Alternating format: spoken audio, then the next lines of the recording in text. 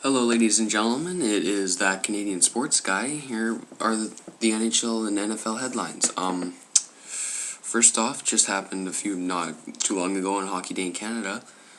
Vancouver went up, scored 5 consecutive goals unanswered, and beat Toronto 5-3.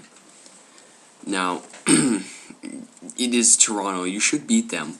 But going down 3-0 in the first period alone, I mean, that's not right. Edmonton and others. Edmonton hasn't won a game in 16 games. I mean, how bad does your team have to be to not win in 16 games? And Calgary has lost 9 straight. Well, I mean, what kind of view are you going to get on Hockey Day in Canada when you can't even, when you get the 2 worst teams in the NHL right now, arguably? Back to the Canucks.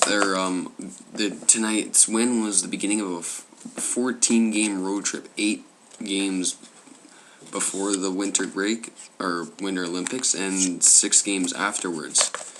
And they go through all different climates. They basically head out east to play Toronto, Ottawa, Montreal, and then they head down south to Florida, and they work their way back up to Minnesota.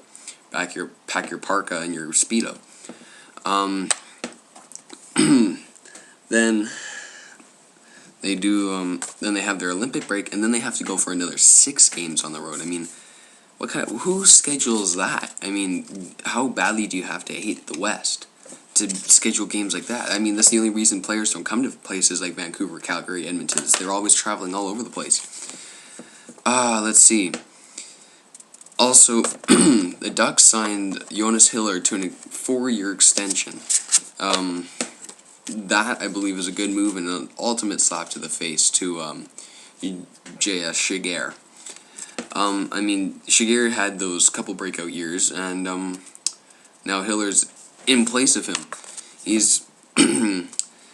has, in his 3 years that he's been around, a 0.919 save percentage, excuse me. I mean, that's unbelievable. He's only 27. Lastly, on a personal opinion note, Phil Kessel, I believe, is overrated. I mean, he wasn't that good of a player down in Boston, but then as soon as he came to Toronto, he was an ultimate. He was supposed to save the team, which he hasn't. I mean, Toronto is just Toronto. I mean, their last cup was in '67. Their drought's been at least 43 years now. Over to the NFL.